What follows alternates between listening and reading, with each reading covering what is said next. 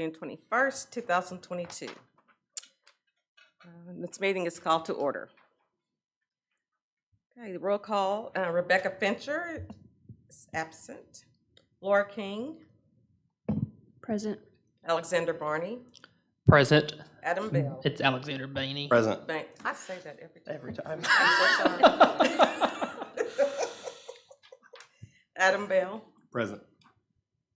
Letitia Sanders Jones is absent at this time. Ethan Reed. Present. Drew Spurgers. Present. Mr. Webb is absent. Greg West. Present. Thank you. So we do have a quorum. And the next item, we are asking for approval of our minutes from the May 16th meeting. We have received those by email. Are there any questions or changes that need to be made? Motion to approve. Second.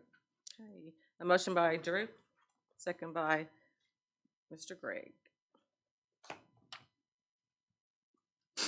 Okay. The Planning Commission makes recommendations to the city. Oh, yes. Anybody, all in favor? Aye. Any oppositions? Okay. The minutes are approved. The Conway Planning Commission makes recommendations to the City Council on public hearing items. Items reviewed on this agenda will be considered by the City Council as early as June 28th, 2022. Items not approved by the Planning Commission may be appealed to the City Council within 30 days of the date of the Planning Commission denial, with exceptions of decisions made by the Planning Commission acting as the Board of Zoning Adjustment. Okay, with that being said, we will begin our public hearings. Our first item is consideration to approve a public art master plan as an appendix to the Conway Comprehensive Plan. That was tabled from the last meeting in order to give commissioners more time to be more informed and to read the plan. Are there any? So just in case you all don't know too much about the plan, I'll give you a very brief overview of it. So it is being considered for adoption as an appendix of the comprehensive plan, and it was created over an 11-month period between the city and Amanda Golden, who's with Designing Local, which is a firm based out of Columbus, Ohio.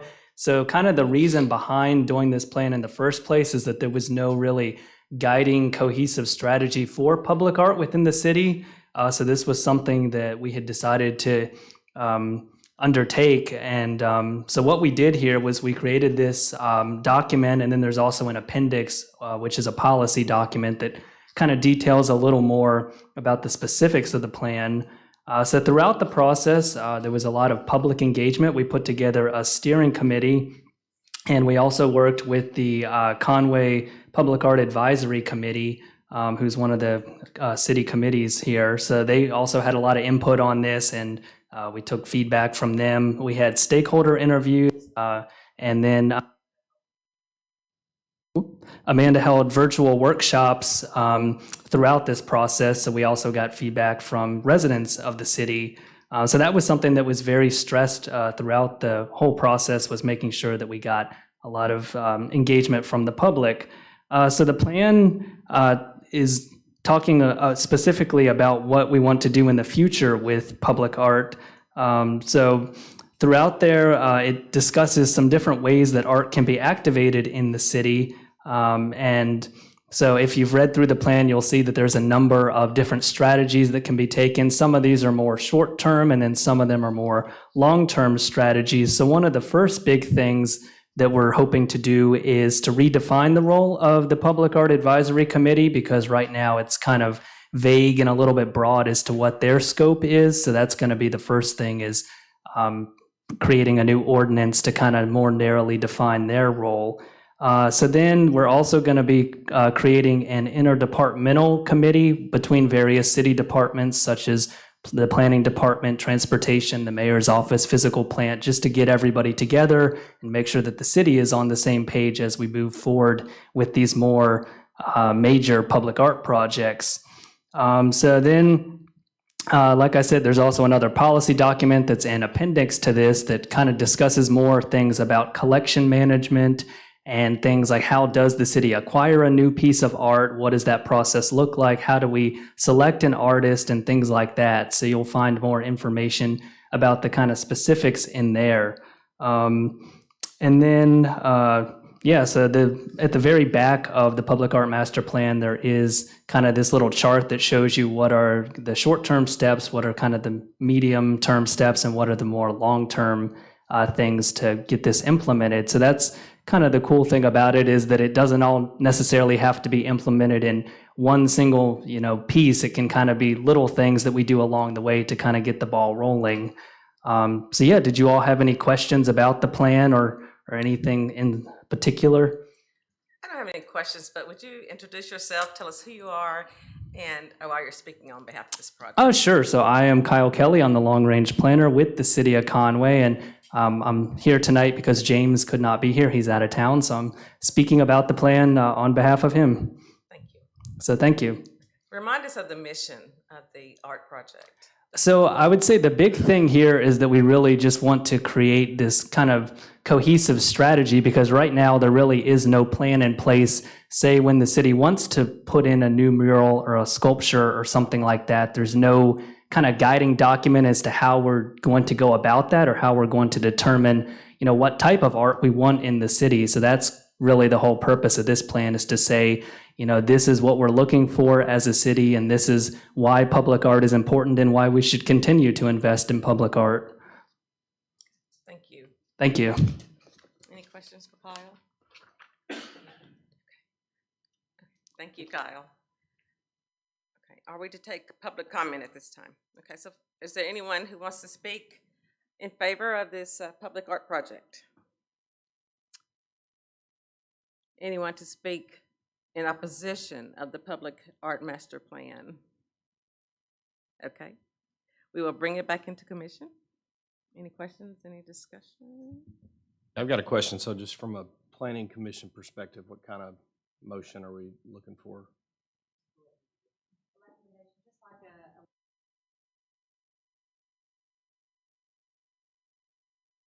Okay, if is there any other discussion we have? No other discussion, will entertain a motion. Okay, I'll make a motion to approve the Public Art Master Plan. Second. All in favor? Aye.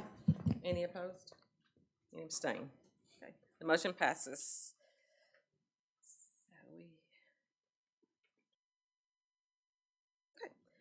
Our next item is a request for zoning variance, the reduction of a required landscape setback in an O1. Good evening. This is located at 825 South Donaghy Avenue. It's next to the Brentwood apartments that are under construction.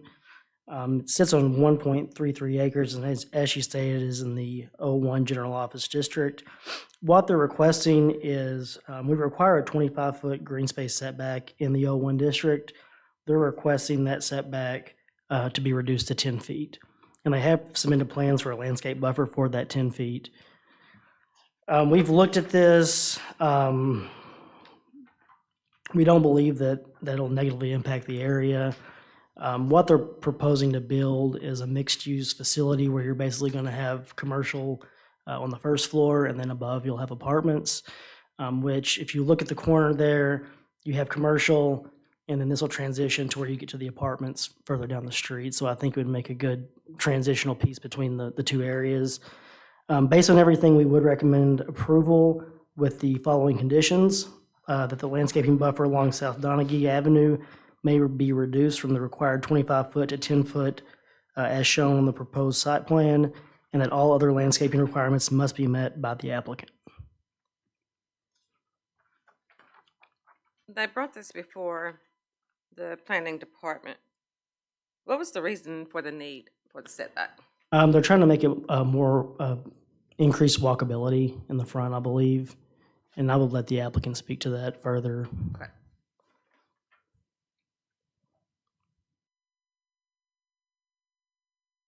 Thank you. Anyone here to speak in favor of this project?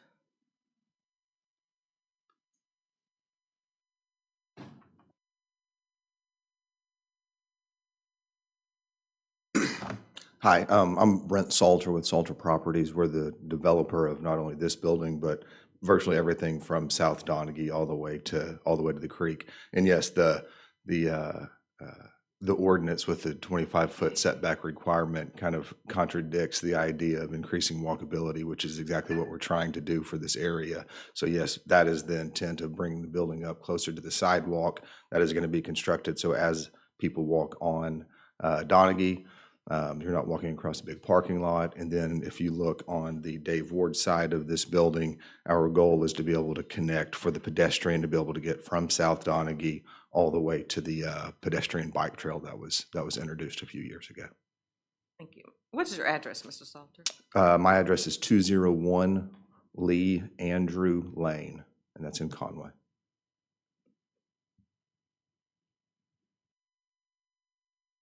Other questions for Mr.?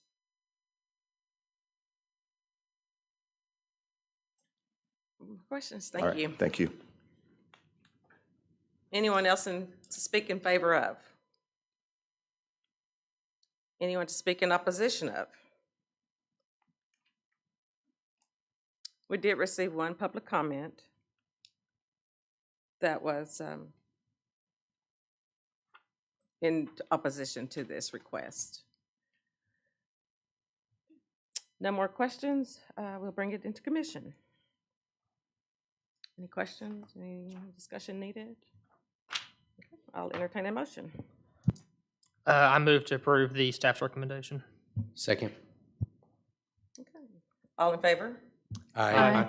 Any opposed? Passed unanimously.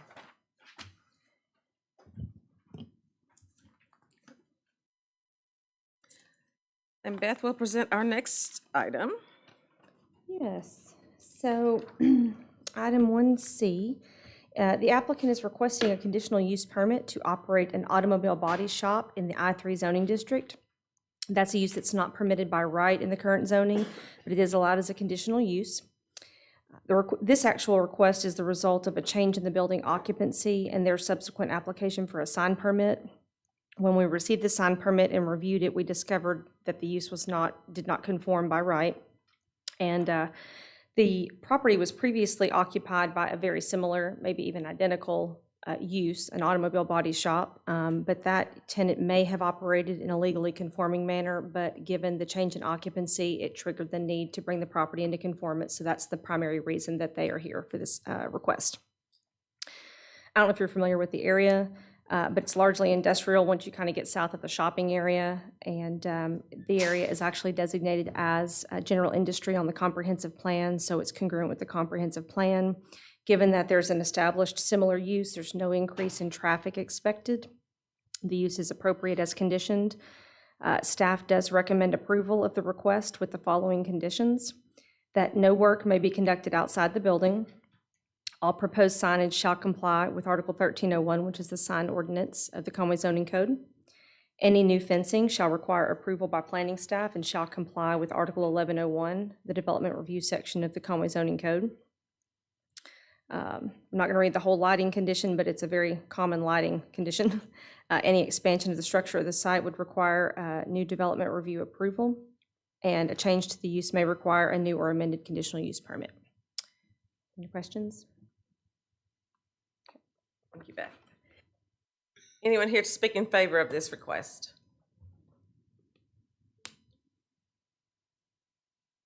Come forward, state your name and address, please. My name is Jody Gatchell. I'm actually the landowner, and I was the tenant in that building using it as an auto body shop. And so I am in favor of this proposal. Any questions for Mr. Gatchell? What is your address? It's the 1215 Thomas G. Wilson, Conway, Arkansas, 72032. I give you my personal too if you'd like it. You're at 20 Davis Hill Road? 20 Davis Hill Road, that's my house. Okay. All right. Good to go? That's it. Thank you. Thank you. Anyone else here to speak in favor? Yes, ma'am. Come forward, state your name and address, please. Hi, I'm Lee Wisenhut. I'm with Caliber Collision Centers. And you want our corporate address or my home address? Your address. Okay, I live at 393 PR 7659, Hawkins, Texas 75765.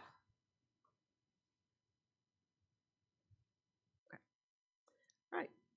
And I am asking permission and approval from the City Planning Commission to give us the CUP and for our business. And do you have any questions for me?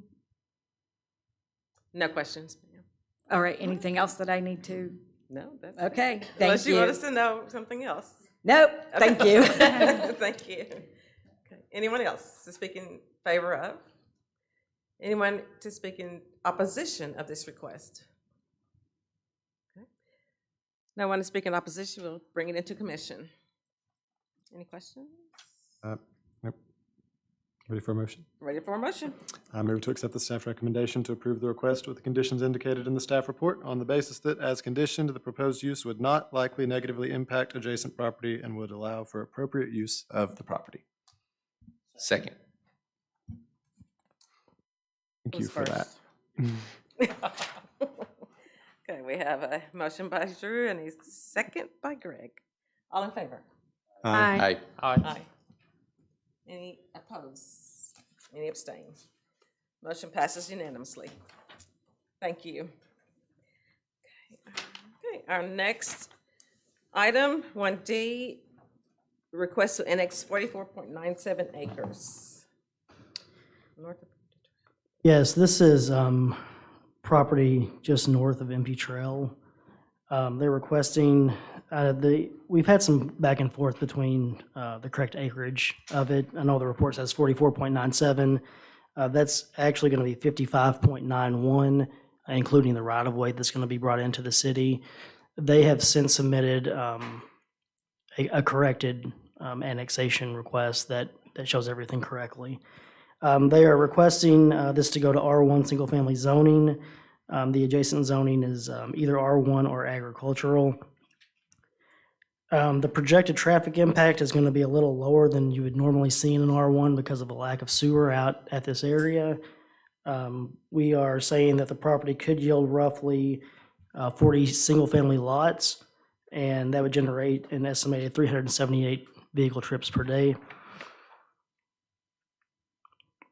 The street conditions here, this is Empty Trail. It is a collector on the master street plan. It's an improved city-maintained street with no curb and gutter at this time. The street appears well-maintained and in good working order. If subdivision occurs on any annexed property, the developer will be responsible for any additional road construction. We've looked at this. We would recommend approval based on everything that we've seen. Questions for? Thank you.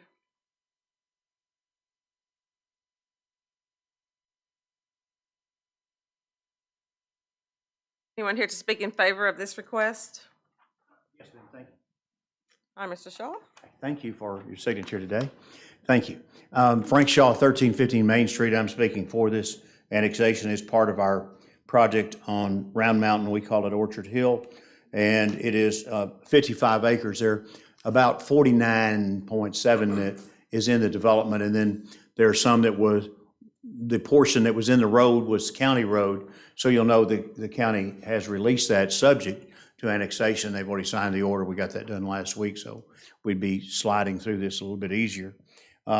Just a couple of things I'd like to address. We have annexed a property, if you look on your other map, due south of that called Orchard View Drive, and that's R1, and we're building houses in there now. It's been annexed. But if you look due south of that, you'll see a little network of two cul-de-sacs and kind of a circle with a little tail that ends out to the west. We'll be annexing that as well. Very soon, probably in the next meeting or so, that will be coming in as well as we're working on that development. We, just so you'll know how we do it, we choose on areas outside the city to plat, then annex. And there's a definite reason for that, and that is the sidewalk code allows us to do that without the necessity of giving the city some $300,000 for sidewalks in the area, in lieu of, which is a wreck on your budget. So if I could just discuss with you a little bit, if you look to the yellow line, you see what looks like another little trail coming from the red area to the north. It looks like it goes down and then it makes a move to my right, your left, and then to the road. That is a water line that we put in to service all of that area south of the road, and it will also service the annexed area we're talking about tonight. To give you an idea, because I don't think sometimes the information gets through, that water line cost us $533,000 before we started. That's before we started to the south property. So I know you're all interested in community development, everybody here is, but I'm gonna tell you, that's one of the barriers to development in Conway is the exorbitant prices you pay up front, and then you're still trying to recoup it later. So you have to put that in before I can do the property south of the street, a portion in the red, which we've annexed and are developing, and then the rest of it. And that's money up front that we ain't got it back yet. So one reason, if I may preach a minute, is Conway only grew 7,000 is because the only people annexing, other than a 6-acre annexation you have tonight, are people who are developing. And the development costs are through the roof. And it's all up front. And the city doesn't annex. There's no annexation by the city. The city doesn't on its own annex large tracts of property. They rely on me and a few other people, one in particular who develops a lot, to annex and bring into the city. But when we do that, we provide all the utilities, all the streets, the water, in this case no sewer, but everything is paid for by us. Then we recoup it hopefully, from our buyers. But the city doesn't annex. And I would encourage our city, and you're interested in it, to consider annexations, to bring in some property and develop it. In Northwest Arkansas, you can drive west of Rogers or Bentonville or Springdale, and you see streets that are curbed and guttered and built out in the countryside. I don't know who pays for those, but it doesn't look like they're being developed now. We choose not to do that here and rely on 50 and 60 acre projects like this one. When you finish this area, there's a little Texas-shaped little triangle at the bottom of your map. It's red. We annexed 12 acres there. I did Orchard Hill Phase 1, which is about 20 acres. Then there's about 30 acres on Orchard View Drive, and then this is 50. There's about 100 acres that I've annexed the last year or two, but there's nothing else being annexed except what we bring in. So according to your projected traffic impact, and I respect everybody's work, I agree with that, except I'm not going to subdivide this property.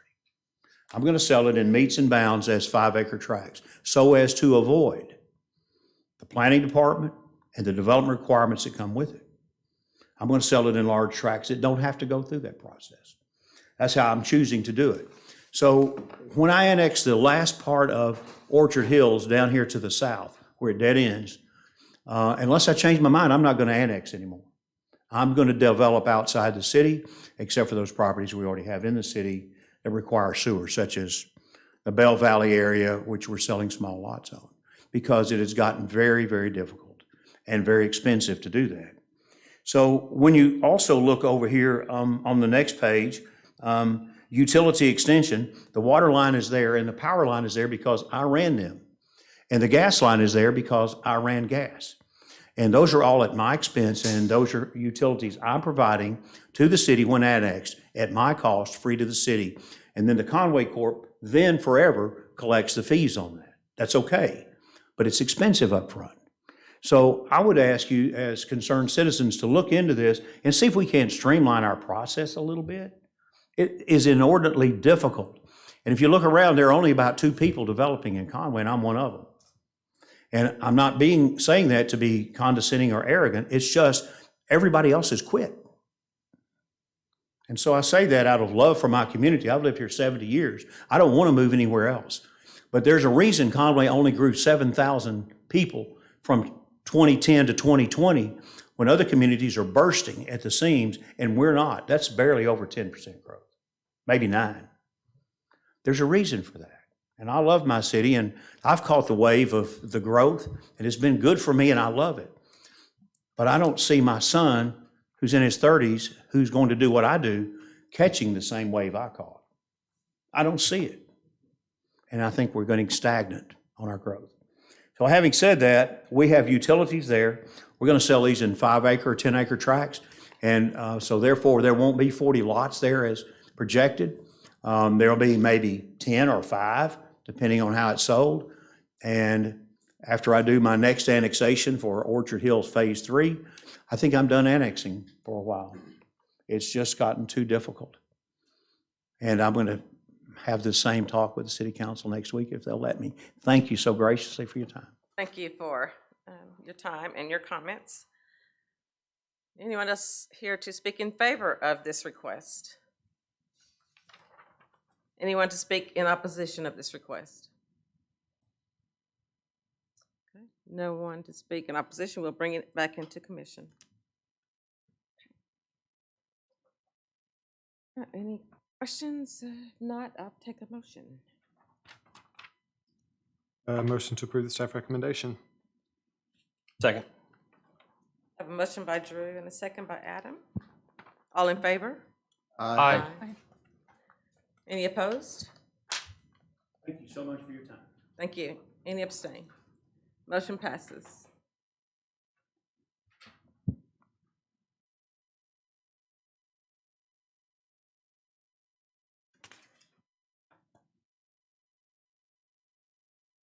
Mr. Tisha. Okay, our next request is to annex 6.7 acres at Grandview Heights Drive.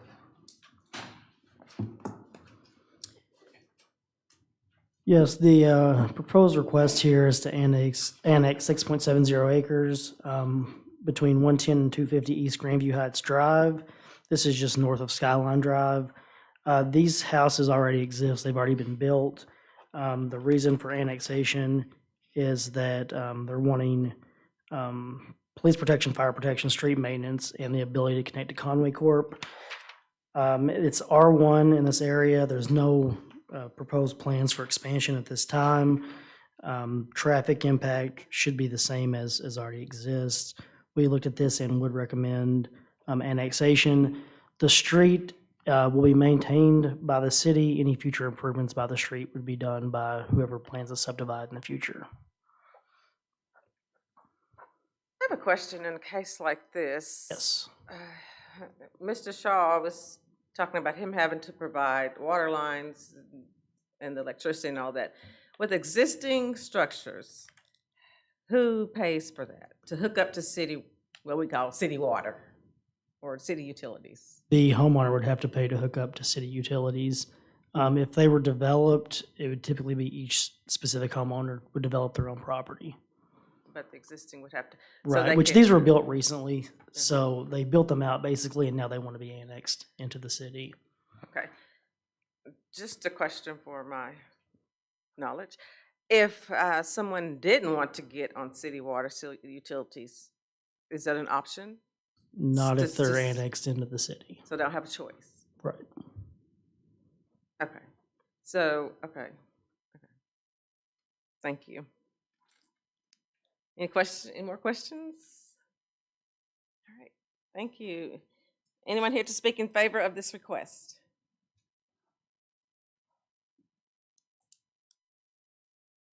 Good evening. Good evening. Francisco Yanez, 110 Grandview Heights Drive. I'm just here to ask to be able to be annexed to the city. We're right there at the line. Yes. And they're all brand new houses. Well, they're all new houses. So we would like to be able to get those services from the city. All right, thank you. Anyone else? Do we need all 5 property owners, or can one speak in favor for all? Okay. Okay, thank you. Anyone to speak in opposition of this request? Okay. Commissioners, what do you think? Any questions? I think so far I like everything Francisco does, so appreciate you being a part of our business community. I move to approve the staff's recommendations. Second. I have a motion by Alexander Bainey. And a second by Ethan. Okay, all in favor? Aye. Aye. Anybody opposed? Any abstentions? Motion passes unanimously.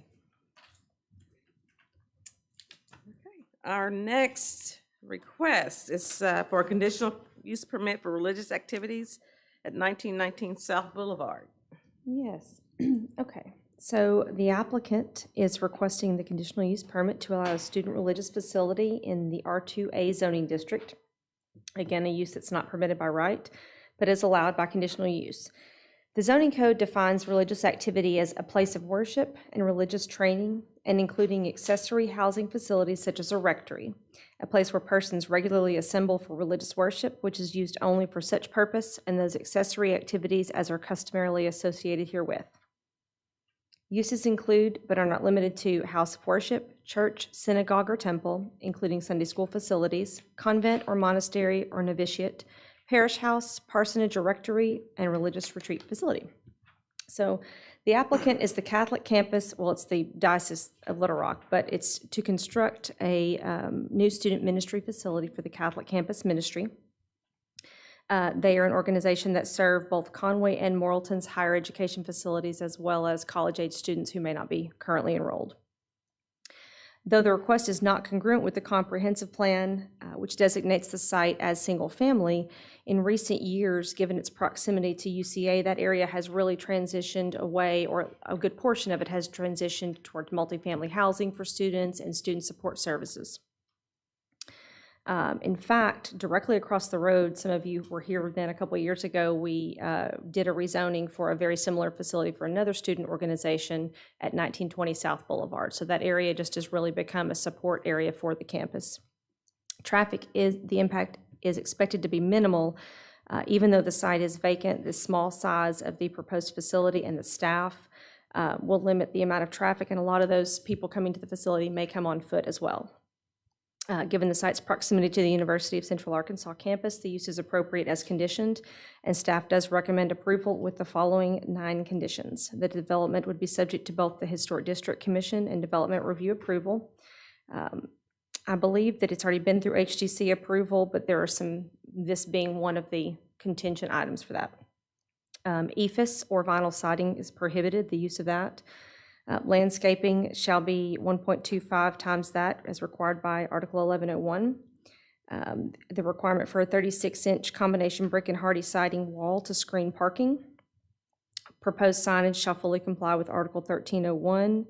Again, any proposed fencing shall comply with Article 1101. Standard lighting to protect from surrounding residential uses. Any future expansions or additions to the site or to the use beyond what is approved would require an amended or a new conditional use permit. And in the event that a building permit is not issued within 2 years, the conditional use would become void. Do you have any questions?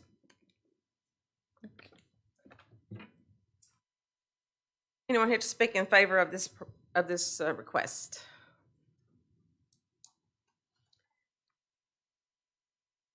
Please state your name and address. Joanna Napoltz, 1335 Brookfield. I'm here to represent the campus ministry, and this is a very mixed-use building. There will be 3 staff there during the week, but there's a lot of students that come in and out, small groups, that kind of thing. We do have a chapel, which seats about 160, and then we have a dining hall for about 100. So it's kind of sporadic uses, all different uses, hopefully very multifunctional for them. Questions for you? Thank you. Thank you. Anyone else to speak in favor of this request? Anyone to speak in opposition of this request? Okay, no one here to speak in opposition. We'll bring it into commission. Any questions? If not, we'll entertain a motion. I move to accept the staff recommendations to approve the request with the conditions indicated in the staff report on the basis that, as conditioned, the proposed use would not likely negatively impact adjacent property and would provide a use supportive of the surrounding neighborhood. I second that. What was that? Who? That was, okay, Alexander Bain. Okay, we have a motion by Drew and a second by Alexander. All in favor? Aye. Aye. Any opposition? Any abstain? Motion passes. Okay, our last item for the day is a development review denial appeal for reduced masonry requirement. This is located at 1075 Collier Drive, which is just west of Chris Crane Hyundai. It's located in the C3 Highway Service and Open Display District. Basically, we have a guideline when we do site development reviews that require 51% masonry on each facade, which is why we had to deny this as a staff. So it had to come before you as an appeal. We did look at this, and based on the quality of architecture and the criteria established in the code, we would support granting a waiver of the building standards for this project. You'll see they're using glass for most of it. If you look at the image behind you, I think it'll be a nice building. It'll fit in well with the area that surrounds it. There's several dealerships in that area. So we would recommend approval with the following conditions. All transportation, fire, and sanitation comments regarding the plans must be resolved by the applicant before receiving final approval of building plans. All building permits and inspections will be obtained by the applicant, and the site development plan will be followed as approved by staff. Allowing the materials shown does not allow for any other variances or deviations from city ordinances and codes. What were the transportation, fire, and sanitation comments? They have to review the plans just like planning does. So just we want to make sure that because we're granting the variance on the building materials, that their comments are still valid and still have to be followed. Thank you. Any questions? Thank you. Anyone here to speak in favor of this request? Yes. Please state your name and address, please. Certainly. My name's Dan Chappell. I'm the architect on the project from Little Rock, Arkansas, 58 Duclair Court, Little Rock. And yeah, we've got some photographs, and they're actually conceptual renderings to hand out. We don't have any pictures of this. This, if you approve it and let us build it, it's going to be the first one of these built really in the central part of the United States. So it's a move by Genesis to separate itself from Hyundai and be like Lexus is to Toyota. So it's exciting to me to be standing up here talking about it. 100% super quality building, will be the finest car dealership in Conway when it's completed. And I assure you, no corner's been cut by either the Genesis brand or Mr. Crane here.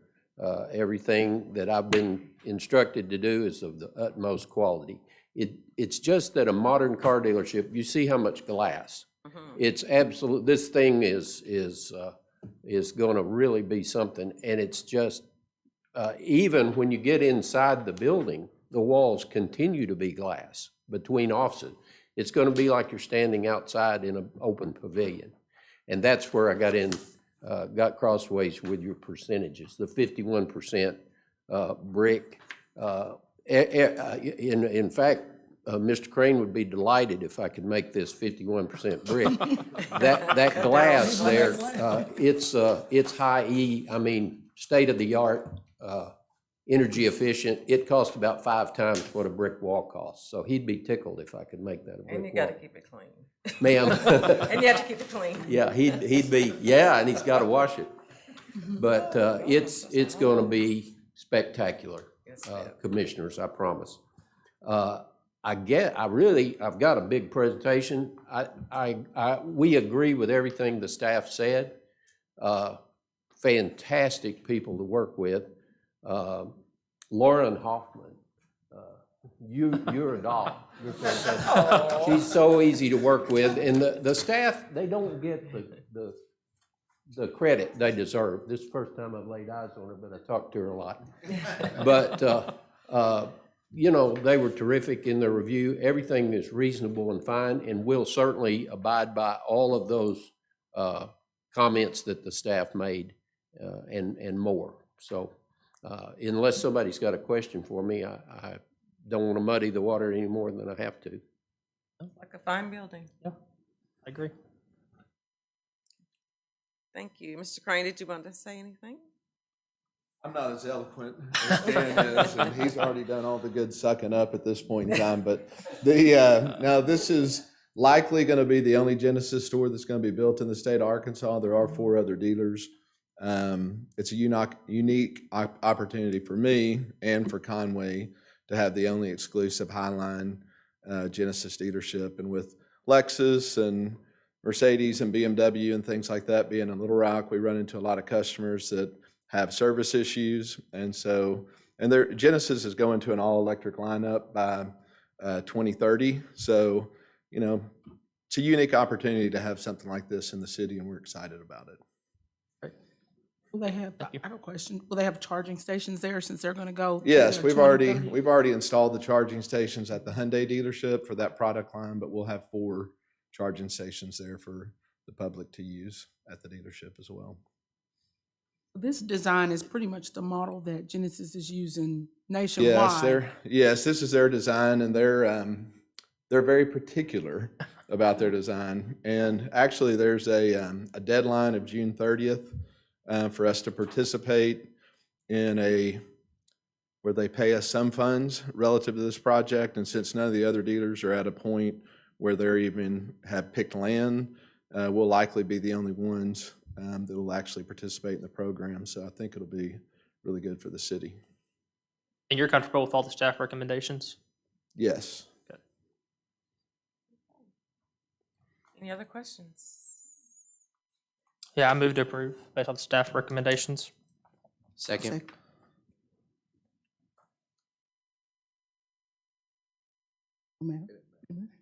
Ethan's been trying all day. Okay, so we had a motion by Alexander and a second by Ethan. All in favor? Aye. Aye. Any opposed? Any abstain? Motion passes unanimously. That concludes our agenda for tonight. Thank you all.